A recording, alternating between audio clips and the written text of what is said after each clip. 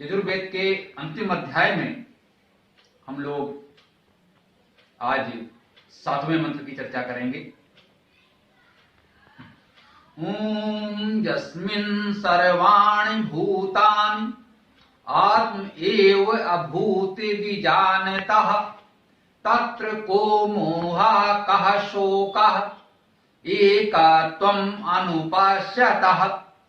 जिसमें सब प्राणी आत्म रूप हो गए से जो जन जाने उसको क्या मोह शोक होगा एकत्व भाव सब में माने। इस मंत्र में हमको बताया जा रहा है यस्मिन माने जिसमें, सर्वाणि माने सभी, भूतानि माने भूत, जिसमें सभी भूत, आत्म एव अभूत विजानतः, आत्म एव आत्मा एव माने ही, अभूत माने हुआ,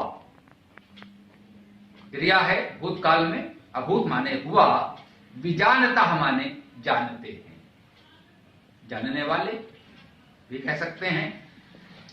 तो इसका अर्थ हुआ कि जिसमें सभी प्राणी आत्म तत्व ही हो गया है ऐसा जानते हैं, ऐसा जानने वाले हैं।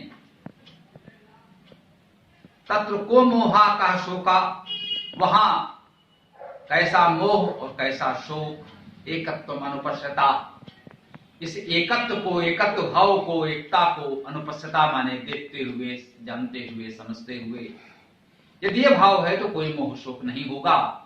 ये भाव क्या है इसे समझने का प्रयास करते हैं। यस्मिन् सर्वाणि भूतानि, जिसमें सभी भूत अर्थात जो कुछ भी सृष्टि है या जो भी प्राणी है। भूत शब्द पिछले मंत्र में भी आया था। हम लोगों ने बाद में सृष्टि को समझने के लिए ये प्रयास किया कि यह सृष्टि कुछ विशेष रूप से बनी है, जो पदार्थ हैं उनको कुछ समूहों में बांटने का प्रयास किया, उसे भी भूत कहा गया। कुछ लोगों ने उसे भी भूत कहा। भूत का यही आशय है, प्रकृति जिस रूप में भी उत्पन्न हुई है, तो जब प्रकृति को 5 स्वरूपों में बांटकर समझने का प्रयास हुआ तो उसे पंच महाभूत कहा गया।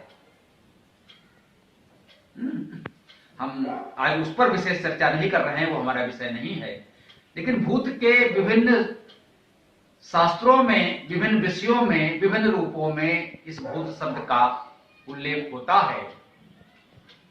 इसका आशय यह है, भूत का शाब्दिक अर्थ तो यही है कि जो कुछ हुआ है, जो हो गया है, जो उत्पन्न हुआ है, वो सभी भूत है। तो कभी कभी विशेष शास्त्र में किसी विशेष विषय का वर्णन करते हुए किसी विशेष पुस्तक में उसका एक प्रतीकात्मक विशेष अर्थ मान लिया जाता है। जैसे हम व्यक्तियों के विशेष नाम रख देते हैं। जब हम नाम रखते हैं किसी का तो उस शब्द के अर्थ को ध्यान में तो रखते हैं कि हम अपने इस बालक से क्या अपेक्षा करते हैं, उनमें किन गुणों का विकास चाहते हैं। तो उन गुणों से संबंधित कोई शब्द चुनकर हम उसका नाम रख देते हैं। फिर लोक व्यवहार में जब वो शब्द का उच्चारण करते हैं तो हमारा आशय होता है कि वह व्यक्ति जिसका हमने वो नाम रखा है वह सुने, वो आए, फिर वो शब्द उस व्यक्ति विशेष का वाचक बन जाता है, लोक व्यवहार में उसका प्रतीक बन जाता है। जबकि उस शब्द का अर्थ कोई व्यक्ति नहीं होता, वो विशेष गुण होता है।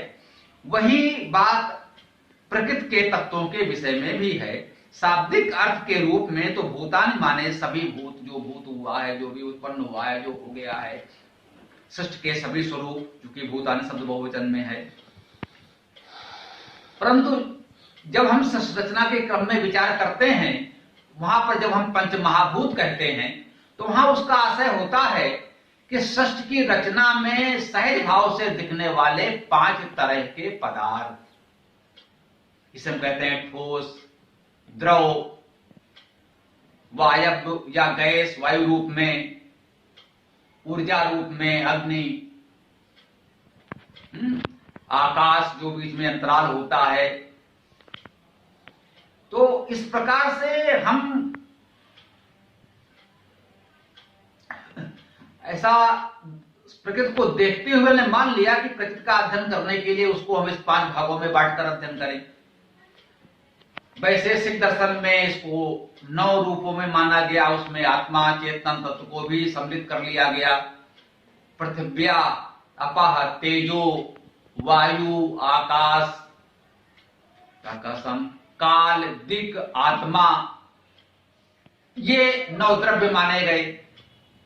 वहां द्रव्य कहा गया है, भूत नहीं कहा गया है, लेकिन इन्हीं में से 5 का प्रचार अधिक हुआ जो दृष्टिगोचर थे, ठोस थे, तो उनको सृष्टि के पंच महाभूत कहा गया।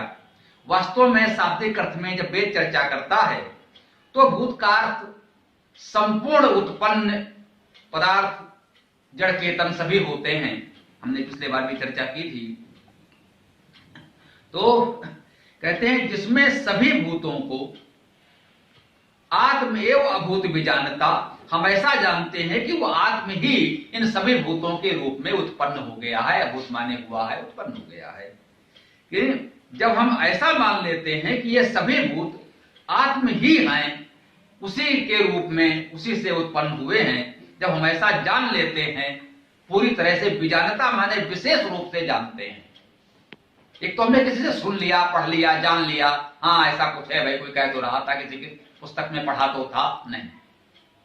जब हम उसे विशेष रूप से जान लेते हैं, अर्थात जो कुछ हमने पहले साधारण रूप से जाना, पढ़ा, सुना, उस पर हमने चिंतन किया, मनन किया, अनुशीलन किया, तर्क वितर्क किया, और अंत में हमें उसकी अनुभूति हुई कि हाँ ये बात तो सत्य है।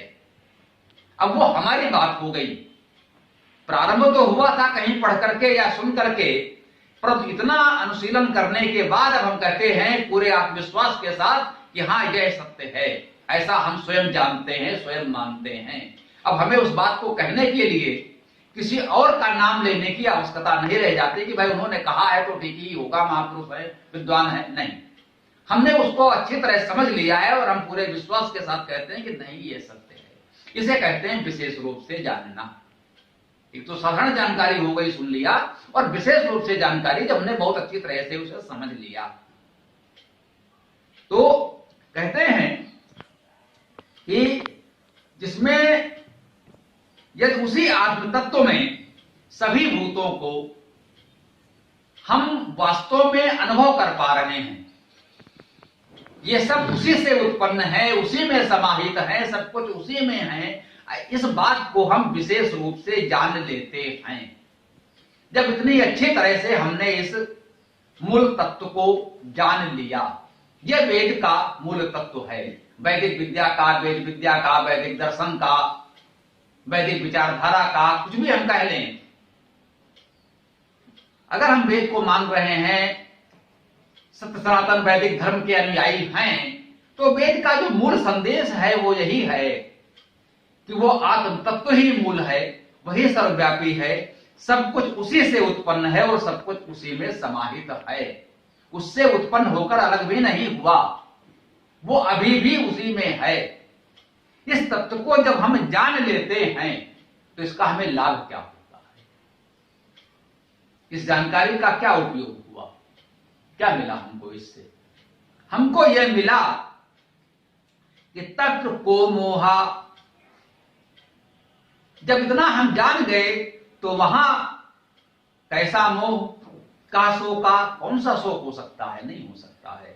फिर वहां कोई मोह नहीं होगा, कोई शोक नहीं होगा। एकत्वम अनुपस्थिता, फिर इस एकत्व भाव को जो हम समझ लेते हैं कि संपूर्ण सृष्टि में एक ही तत्व, परमात्म तत्व सर्वत्र व्याप्त है, वही मूल है, उसी से सब कुछ उत्पन्न हुआ है, आज भी सब कुछ उसी में है और उसी में समाहित है, उसी में समाहित रहेगा। किसी भी रूप में रहे, जड़ रूप में रहे, चेतन रूप में रहे, व्यक्त रूप में रहे, अव्यक्त रूप में रहे, प्रकट रूप में हो, विराट स्वरूप में हो या सूक्ष्मतम स्वरूप में हो, वो उसी से है, उसी में है और उसी में रहेगा।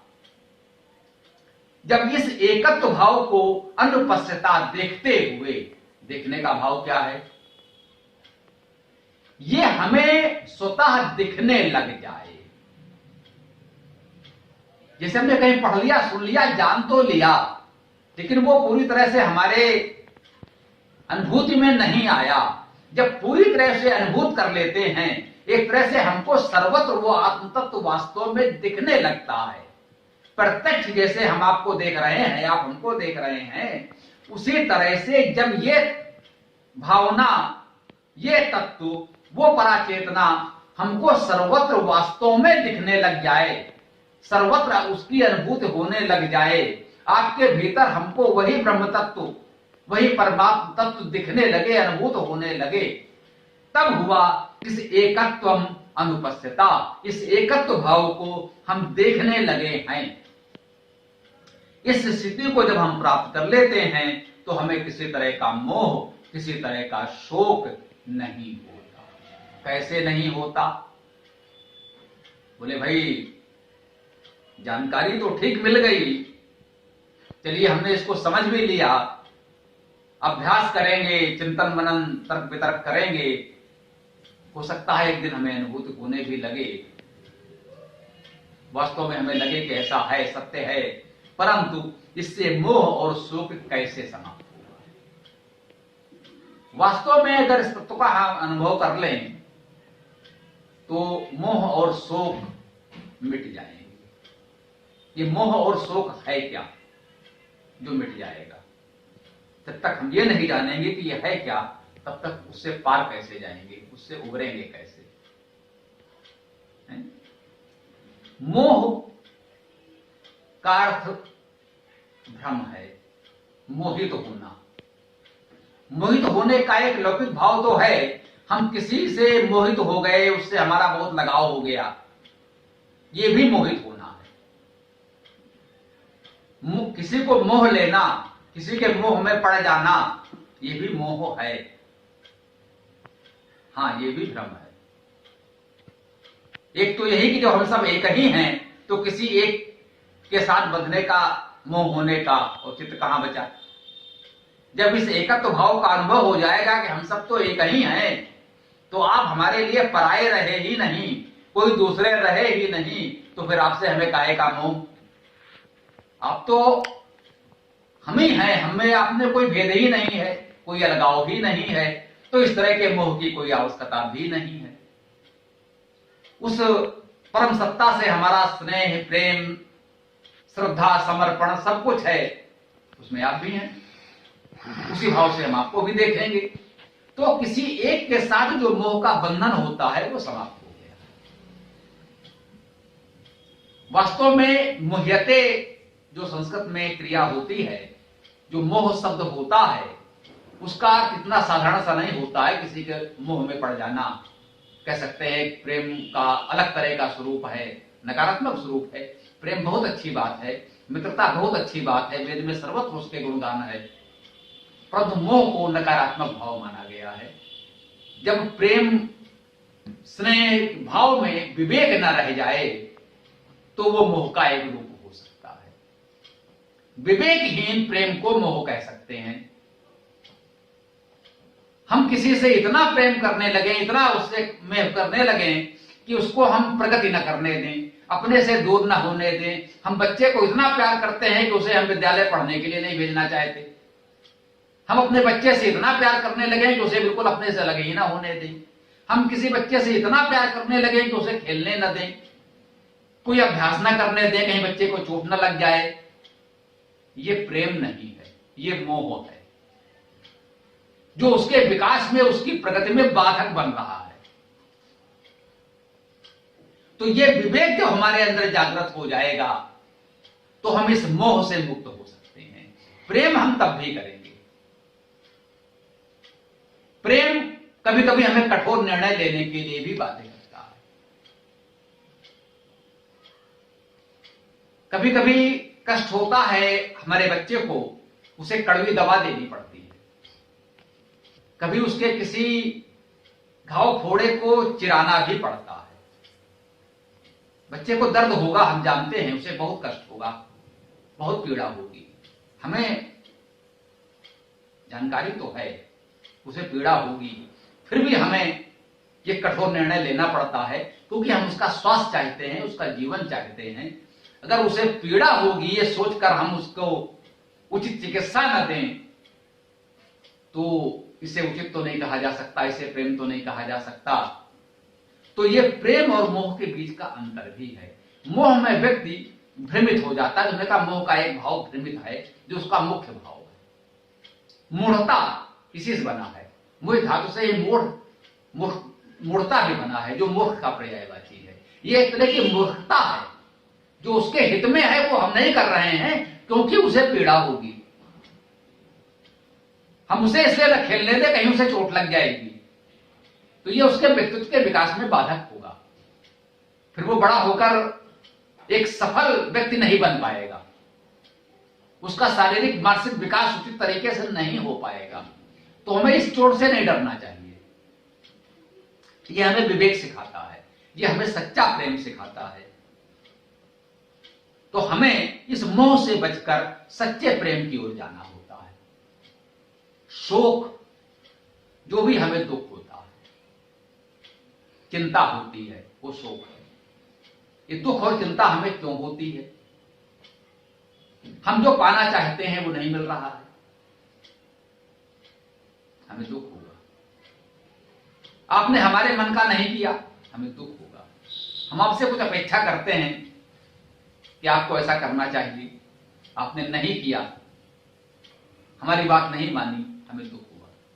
होता है, हम सबको होता है। हम कोई लक्ष्य लेकर चल रहे हैं, करना चाहते हैं, कोई विघ्न बाधा आ गई,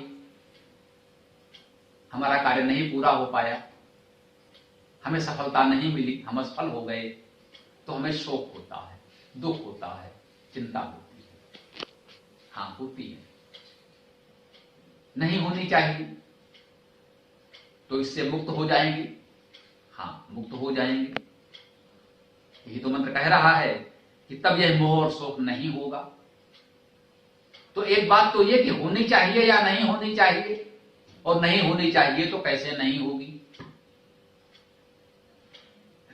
लोक व्यवहार में थोड़ी बहुत होनी भी चाहिए, हम इसे नकार नहीं सकते। यजुर्वेद का 40वां अध्याय अध्यात्म की पराकाष्ठा है, आपको परम अध्यात्म की स्थिति में ले जा रहा है। इसलिए कहता है कि नहीं, बिल्कुल नहीं होनी चाहिए, आप इससे मुक्त हो जाइए। वहां कोई मोह शोक नहीं होगा, परम आनंद की अवस्था में होंगे, अवश्य होंगे। लेकिन हर व्यक्ति इस अवस्था में नहीं है। लोक व्यवहार के लिए थोड़ा बहुत मोह शोक होता है। कुछ भी हो जाए, हम सफल हो असफल हो, कोई कार्य हुआ नहीं हुआ, हमें कोई चिंता नहीं है, हम तो मोह शोक से परे हैं, मुक्त हैं साहब। तो फिर संसार का कार्य कैसे चलेगा, फिर लोक व्यवहार कैसे चलेगा? बच्चा अनुत्तीर्ण हो गया, असफल हो गया, कोई बात नहीं, हमें कोई मोह शोक नहीं है, तो फिर उसका विद्यार्थी जीवन कैसे आगे बढ़ेगा, फिर वो विद्या कैसे प्राप्त करेगा? तो लोक व्यवहार में साधारण स्तर पर हमें थोड़े बहुत इन बातों की आवश्यकता पड़ती है, ये तो सत्य है। जब बालक है तो बालक से बच्चे के हित के लिए मां को थोड़ा सा मोह ममता होना चाहिए कि उसका अहित ना हो, थोड़ा सा अपने आंचल की छाया में, अपने दृष्टि में रखे, खेलने दे, लेकिन देखते रहे कि हाँ कहीं बच्चा अनजाने में अपना हित ना कर ले, किसी और का हित ना कर दे। अगर हम किसी अच्छे उद्देश्य के लिए लगे हैं, विघ्न बाधा है, नहीं हो पा रहा है, तो थोड़ा सा शोक होना, दुख होना स्वाभाविक है। और यह हमें और अच्छा करने की प्रेरणा देता है कि नहीं, हमें और प्रयास करना चाहिए, ये कार्य कैसे नहीं हो पाया, हमें तो करना है, हम तो करके रहेंगे, इसे हम पूर्ण करेंगे, हमारा दृढ़ संकल्प है। इतनी प्रेरणा देता है सांसारिक स्तर पर, उतना उचित है। जो हमें सांसारिक स्तर पर कार्य करना है, सांसारिक सफलताएं प्राप्त करनी है, तो आवश्यक है फिर इतना थोड़ा सा मोह, थोड़ा सा शोक आवश्यक है। परंतु जैसा कि हमने कहा, यजुर्वेद का ये 40वां अध्याय अंतिम अध्याय जो वेद का, धर्म का, अध्यात्म का चरम उत्कर्ष है, उस आत्म तत्व को आत्मसात कर लेना, एकाकार हो जाना, उसके साथ अहम ब्रह्मास्म की अनुभूति हो जाना, सो असो अहम की अनुभूति हो जाना, अनलहक कहा गया है इस्लाम में भी, अहम ब्रह्मास्म अनलहक, उसके साथ बिल्कुल आत्मसात एकाकार हो जाना, उस अध्यात्म की चरम अवस्था में हमको यहां पहुंचाया जा रहा है। क्योंकि ये वेद का अंतिम अध्याय है, सो अंतिम लक्ष्य जो इसका परम लक्ष्य है अध्यात्म का, वहां हमको पहुंचाना है।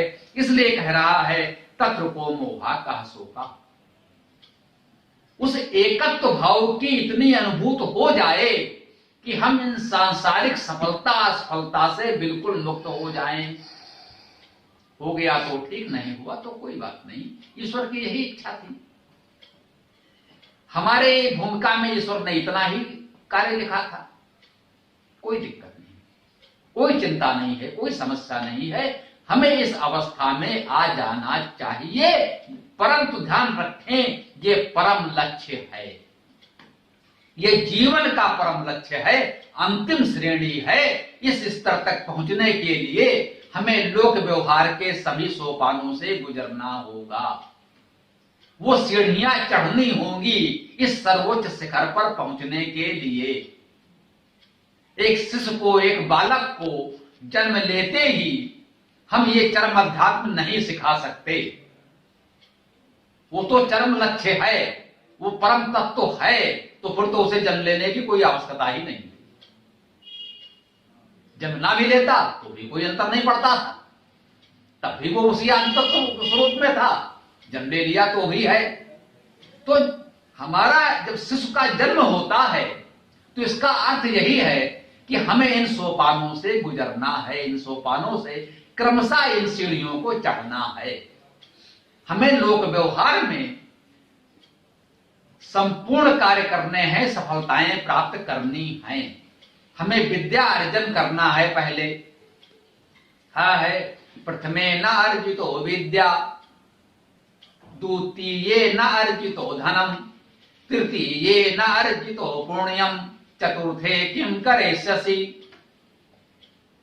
प्रथमे न अर्जितो विद्या, जो जीवन का पहला चरण है, पहला कार्य है बालक का, विद्यार्थी जीवन में विद्या का अर्जन करना। उस समय हमने विद्या अर्जित नहीं की, उस समय हमने पढ़ाई नहीं की, अनपढ़ रह गए। किसी परिस्थिति में, किसी कारण से उस समय अगर हम नहीं पढ़ पाए तो एक चरण तो हमने गंवा दिया, खो दिया। द्वितीय न अर्जितो धनम, द्वितीय अवस्था क्या है? धन प्राप्त करना। भाई विद्या अर्जित कर ली, अब उसका सदुपयोग करते हुए सुखमय जीवन जीते हुए हम धन अर्जित करें। करना चाहिए, अवश्य करना चाहिए। धन अर्जित नहीं करेंगे तो जीवन के कार्य व्यापार कैसे चलेंगे? तो उनका द्वितीय न अर्जितो धनम, जो दूसरा कार्य था विद्यार्थी जीवन के बाद धन अर्जित करना, वो नहीं किया। पहले विद्या अर्जित नहीं की, फिर धन भी अर्जित नहीं किया। फिर विद्या अर्जित नहीं कर पाए, किसी और तरीके से धन अर्जित कर लेते, चलो एक खो गया, दूसरा संभाल लिया। तो पहले विद्या ही अर्जित नहीं की, दूसरी अवस्था में धन अर्जित नहीं किया। विद्यार्थी जीवन होता है विद्या अर्जित करने के लिए। अब हम वयस्क हो गए, हमें परिवार चलाना है, समाज चलाना है, तो धन अर्जित करना आवश्यक है। धन भी अर्जित नहीं किया। धनार्जन के बाद जब हम प्रौढ़ हो जाते हैं, वृद्धावस्था की ओर बढ़ते हैं, तो कहा जाता है भाई अब कुछ जन सेवा कर लो, लोक उपकार कर लो। जो जीवन का हमारा अनुभव है वो नई पीढ़ी के साथ बांटें, अपने बच्चों को, आस पड़ोस के बच्चों को अच्छी बातें सिखाएं, उनका मार्गदर्शन करें, उनकी सहायता करें, उन्हें आगे बढ़ाएं। यही पुण्य कर्म कहा जाता है, दूसरों का हित करना। तृतीय न अर्जितो पुण्यम, तृतीय अवस्था में, प्रौढ़ावस्था में हमने ये पुण्य नहीं कमाया, किसी का हित नहीं किया, तो चौथी अवस्था कहते हैं संन्यास लेना है। नहीं भाई, भूल जाओ। अगर आपने विद्या अर्जित नहीं की, धन अर्जित नहीं किया, पुण्य नहीं कमाया, तो चतुर्थे किम करिष्यसि। अब चौथी अवस्था में जब शरीर में सामर्थ्य नहीं बची, न विद्या अर्जित करने की, न धन अर्जित करने की, न किसी की सेवा सहायता करने की। जब इस वृद्ध असक्त शरीर में कोई सामर्थ्य ही नहीं बची, कोई संसाधन हमने बनाए जुटाए नहीं, तो चतुर्थे किम करिष्यसि। अब अति वृद्धावस्था में कुछ नहीं कर सकते, अब आपके कुछ नहीं होगा, आपका पूरा जीवन व्यर्थ गया। अगर यह सोचें, वेद अव्यवहारिक बात नहीं बताता। अंतिम अध्याय में निश्चित रूप से चरम अध्यात्म की बात हो रही है। मैंने इसकी चर्चा इसीलिए की कि जब पूरा वेद प्रारंभ से पढ़ते हुए आएंगे तो आपको सीधे इस चरम पर नहीं पहुंचाएगा। आपको जीवन की सभी अवस्थाओं से क्रमशः पार करना है। विद्या अर्जित करनी है, धन अर्जित करना है, लोक सेवा करनी है, तब आप इस चरम अध्यात्म की ओर आए। तब इस चरम अध्यात्म को आप वास्तव में पार कर पाएंगे, तभी से आप प्राप्त कर पाएंगे। अन्यथा इसे प्राप्त नहीं कर पाएंगे। वो केवल मन बहलाने वाली बात होगी कि भाई वो तो सब कुछ एक ही है, सब परमात्मा है और हम उसे में लेने, बाकी दुनियादारी से हमें क्या मतलब। चूंकि हम कुछ कर नहीं पाए इसलिए कह रहे हैं ये दुनियादारी व्यर्थ है। नहीं, ये लोक है वो भी ईश्वर का ही रचा हुआ है। ये लौकिक कर्तव्य व्यवहार भी उसी के रचे हुए हैं। उसने ये हमें दायित्व सौंपा है, हमसे ये अपेक्षा की है कि इन सारे चरणों से, सोपानों से आगे बढ़ते हुए हम उस चरम लक्ष्य को प्राप्त करें। इनकी उपेक्षा करके अचानक हम उस लक्ष्य को प्राप्त कर ही नहीं सकते, वो संभव ही नहीं है। तो हमें लोक व्यवहार की उपेक्षा नहीं करनी है, जो पूरा वेद क्रमशः सिखाते हुए आया है। अतः भ्रम न हो, यह भी एक तरह का मोह होगा कि यदि हम उसकी चर्चा न करें, क्योंकि हम अंतिम अध्याय की चर्चा कर रहे हैं, संयोग बस पूरे वेद की चर्चा करना संभव भी नहीं था, इसलिए हम यहां पर शीघ्र चर्चा करने लगे।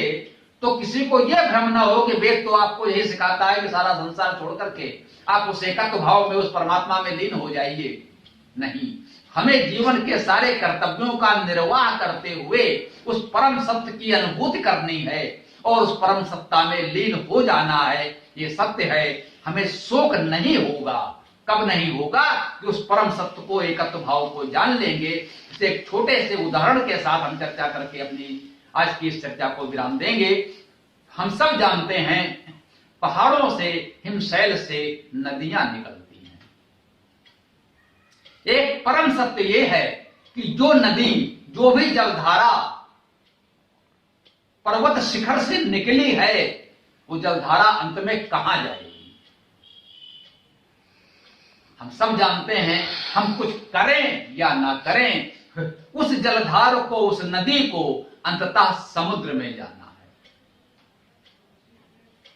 यह परम सत्य है कि जो जलधारा हिमश्रृंगों से निकली है, उत्तुंग पर्वत शिखर से निकली है, वो जलधारा नदी के रूप में प्रवाहित होते हुए अंततः समुद्र में ही विलीन होगी। इस परम सत्य को कोई झुठला नहीं सकता, कोई भी इसे नकार नहीं सकता, कोई भी इसे रोक नहीं सकता। इस सत्य की अनुभूति हमें हो तो हमें अनावश्यक शोक मोह नहीं होगा। उस नदी में अचानक पड़ोस का कोई पहाड़ टूटकर गिर पड़े तो क्या नदी की धारा रुक जाएगी, समुद्र तक नहीं पहुंचेगी? अवश्य पहुंचेगी। इस बाधा के बाद भी पहुंचेगी। बाधा आएगी, उस बाधा का प्रभाव भी होगा, धारा में थोड़ा सा अवरोध भी होगा, परंतु वो धारा कहीं ना कहीं से मार्ग निकालकर अंततः समुद्र में पहुंचेगी अवश्य। हम बड़े बड़े बांध बना लें, नदी की धारा को रोक सकते हैं, बांध बना सकते हैं। प्राकृतिक रूप से कोई पहाड़ गिर पड़ा तो भी नदी की धारा को समय के लिए रुकती हुई हमको लग सकती है, तो क्या नदी यहीं रुक जाएगी? नहीं, बिल्कुल नहीं रुकेगी। पहाड़ के बगल से रास्ता बनाएगी, पहाड़ को काट कर रास्ता बनाएगी, नदी तो आगे बढ़ेगी और समुद्र तक पहुंचेगी ही। हम बांध बना लें तो क्या होता है? बांध बनाने से क्या नदी रुक जाती है? नहीं रुकती। एक एक नदी पर अनेक बांध बने हैं, लेकिन वो नदी अंततः समुद्र तक पहुंचती है। ये बांध बनाने वालों की कृपा नहीं है, बांध बनाने वालों ने उसके लिए कोई रास्ता छोड़ा नहीं है कि नहीं नहीं चलो हम कृपा करके रास्ता छोड़ देते हैं, आप चाहे जितने बांध बना लें, नदी समुद्र तक पहुंचेगी ही, ये परम सत्य है। इससे हमें क्या सीखना है यहां पर? यदि मान लें नदी एक व्यक्ति है, यदि उसे इस परम सत्य की जानकारी है, एकत्वम अनुपस्थिता, उसे इस एकत्व भाव की जानकारी है कि जो जल पर्वत शिखर पर हिम के रूप में था वो प्रवाहित हुआ है, और जो अगाध जलराशि समुद्र के रूप में है, जल तो वही है, इस जल को उस जल से मिल रहा है, ये परम सत्य है, इसे रोका नहीं जा सकता। तो अगर उस नदी की धारा में पहाड़ गिर पड़ेगा तो कोई शोक नहीं होगा, उसे पता है गिरने दो पहाड़ को, एक नहीं दो चार को, रास्ता बनेगा और हमें समुद्र तक पहुंचना है, सुनिश्चित है, कोई रोक नहीं सकता। और जब ये जानकारी न हो, अब क्या होगा? अब तो धारा रुक गई, हमारा तो प्रवाह रुक गया, हम यहीं समाप्त हो जाएंगे, क्या हम समुद्र से नहीं मिल पाएंगे?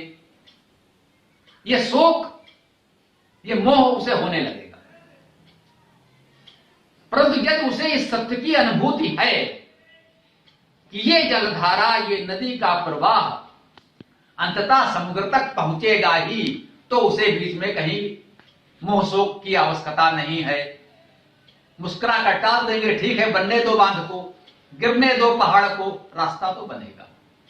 आप कल्पना करें, क्या गंगा की धारा पर हरिद्वार में एक पहाड़ लाकर कोई बांध बनाकर हम उसे वहीं रोक सकते हैं? नहीं रोक पाएंगे। यदि हम कोलकाता से पहले कल्पना करें कि हिमालय से और समुद्र तक अचानक कोई नई पर्वत श्रृंखला प्रकट ही हो जाए, पर्वत श्रृंखला प्रकट हो जाए, किसी अन्य रूप में अरावली पर्वत की तरह एक नई छोटी सी पर्वत श्रृंखला आ गई, पहाड़ आ गए, एक दीवार बन गई, अब गंगा उस पर्वत के पार तो नहीं जा सकती, बिल्कुल सत्य है, नहीं जा सकती, नहीं जाएगी। क्या वो समुद्र में जाने से रुक जाएगी? वो समुद्र तक जाएगी अवश्य, बंगाल में नहीं तो उड़ीसा में सही, उड़ीसा में नहीं तो आंध्र में, तमिलनाडु में सही। जितने पहाड़ आप कल्पना करते जाइए, रचते जाइए, बनाते जाइए, जल का प्रवाह अपनी दिशा स्वयं खोजेगा, ये प्राकृतिक सत्य है, रुकेगा नहीं। हमने कहा कल्पना करें कि नदी यदि कोई व्यक्ति है, यदि उसे इस सत्य की जानकारी है कि अंततः तो हमें समुद्र तक पहुंचना है, ये विघ्न बाधाएं, ये पहाड़ रोकने वाले नहीं है हमको, तो उसे मोह शोक नहीं होगा। फिर उसे कहेगा शोक, कहेगा दुख, ठीक है भाई तुम लोग भी अपना खेल लो, तुम लोग भी अपना शौक पूरा कर लो भाई, लेकिन अंत में हम पहुंच जाएंगे, उसे विश्वास है, उसे जानकारी है कि यह परम सत्य है, इसे नहीं रोका जा सकता। और यदि यह जानकारी न हो तो उसे शोक होगा, उसे दुख होगा, उसे कष्ट होगा, क्या है भाई ये तो बाधा आ गई, हम कैसे पहुंचे? तो अगर हमें इस परम सत्य की जानकारी है कि हम उसी परम तत्व के एक व्यक्ति रूप हैं, तो कल क्या होगा किसे चिंता है? अंतिम सत्य तो यही है कि हम सब उसी से उत्पन्न हैं और अंततः उसी में विलीन हो जाना है। जो थोड़े से समय का जीवन हमें मिला है, इसे हमें कर्तव्य भाव से उस ईश्वर के द्वारा सौंपे हुए कार्य के स्वरूप में मानकर हमें अपना दायित्व पूरा करना है। उसने हमें जो भूमिका दी है वो हमें निभानी है। बड़ा कलाकार कौन है? महानायक कौन है? जिसने वो हर भूमिका अच्छी तरह निभाई जो उसके निर्देशक ने सौंपी। जब उसे कुली बनने को कहा गया तो उसने कुली की भूमिका इतनी अच्छी निभाई कि कुली को भी लगा कि इतने अच्छे कुली तो हम भी नहीं हैं। उसे मजदूर की भूमिका दी गई तो उसने मजदूर की भूमिका इतनी अच्छी तरह निभाई, किसी मजदूर को लगा कि हाँ भाई इतना अच्छा तो हम स्वयं नहीं करते हैं, करना चाहिए। उसे शिक्षक की भूमिका दी गई तो उसने शिक्षक की भूमिका बहुत अच्छी निभाई कि हमें कैसे बच्चों को शिक्षा देनी है, कैसे पढ़ाना है। तब वो व्यक्ति महान अभिनेता, महानायक कहलाता है। हम किसी का नाम नहीं ले रहे हैं, आप कोई भी नाम जोड़ सकते हैं। ये सारी भूमिकाएं एक व्यक्ति ने निभाई हैं, जिसे हम सब सम्मान देते हैं। तो ईश्वर ने हमको जो भूमिका सौंपी है, अगर उस भूमिका को हम अच्छी तरह निभाएंगे, प्रसन्नतापूर्वक निभाएंगे, तो वो हमारा निर्माता निर्देशक हमसे प्रसन्न होगा। आगे हमें वो और अच्छी अच्छी भूमिकाएं देगा, अच्छी भूमिका निभाने के लिए और अच्छे अच्छे पुरस्कार सम्मान देगा। ये तो उसने हमें भिखारी की भूमिका सौंपी है, और भिखारी की भूमिका हम अच्छी से नहीं निभा पाए तो आगे वो हमें कोई भूमिका नहीं देगा, फिर हमसे वो कोई अपेक्षा नहीं करेगा। हमने देखा है एक कलाकार एक भिक्षुक की भूमिका कितनी अच्छी निभाता है और हम उसकी प्रशंसा करते हैं। क्या बढ़िया, क्या अच्छी तरह भूमिका निभाई है, यही तो उसकी कला है। नहीं, हम भिखारी की भूमिका तो नहीं करेंगे, हम मजदूर की भूमिका तो नहीं करेंगे, तो चलो भाई, फिर हमें आपकी आवश्यकता नहीं। ये भूमिका हम नहीं चुन सकते। हमें कौन सी भूमिका निभानी है, ये निर्माता निर्देशक चुनता है। हम तो कलाकार हैं, ये धरणी रंगमंच है, हम इसके कलाकार हैं। उस परमपिता परमात्मा ने इस व्यवस्था के, इस नाटक के निर्माता निर्देशक ने जो भूमिका मुझे सौंपी है वो मुझे निभानी है। जितना कार्य वो हमें सौंपे उतना कार्य हमें कर लेना है, शेष कार्य वो किसी और को सौंपेगा। अगला कुछ इसके आगे बनाएगा, हो सकता है किसी और को ले ले, ये उस पर छोड़िए। हम क्यों सोचे कि नहीं ये सब हमें ही करना होगा। तो इस भाव से अगर हम देखते हैं, मुख्य विषय जो हमारा है, अगर इस सत्य को हम जानते हैं, समझते हैं, अनुभव करते हैं, तभी हम इस तरह से निर्विकार भाव से, शोक मोह से मुक्त होकर प्रसन्नता पूर्वक इस भूमिका को निभा पाएंगे। अन्यथा हम अपनी भूमिका से सदैव असंतुष्ट रहेंगे। हमें जो भी भूमिका मिलती है हमको लगता है नहीं भाई इसमें ये कमी है, ये होना चाहिए था, ये होता तो और अच्छा रहता। हाँ, लेकिन अगर लेखक ने इस नाटक में इस पात्र के साथ यही लिखा है तो उसे हम नहीं बदल सकते। हमें तो दी हुई भूमिका निभानी है। इस भाव को जब हम समझ लेते हैं तो वास्तव में हम मोह और शोक से परे हो जाते हैं। इस मंत्र का मूल भाव यही है। इस एकत्व भावना को अगर हम समझ लें, यहां इतना स्पष्ट कहा गया है एकत्व भाव। अगर इसमें कोई द्वैत ढूंढने का प्रयास करता है सृष्टि में और अपने आप को सत सनातन वैदिक धर्म का अनुयायी कहता है तो वास्तव में हास्यास्पद है। इतना स्पष्ट कह रहा एकत्व भाव की अनुभूति करने की बात जब कोई मानता है कि ईश्वर अलग है और हम अलग हैं, या प्रकृति अलग है, जीव अलग है, जड़ अलग है, चेतन अलग है, तो फिर वास्तव में उसकी भावना, उसके विचार वेद के संदर्भ में तो हास्यास्पद ही लगेंगे। यदि वो वेद को मानता है, सनातन वैदिक धर्म को मानता है, तो फिर वो अलगाव की बात नहीं कर सकता, फिर वो विभेद की बात नहीं कर सकता। फिर उसे यह मानना पड़ेगा एकत्व अनुपस्थिता, उसे एकत्व की अनुभूति अभिव्यक्ति करनी ही चाहिए। आइए इस मंत्र की, इस चर्चा की, आज की चर्चा को हम यहां विराम देते हैं।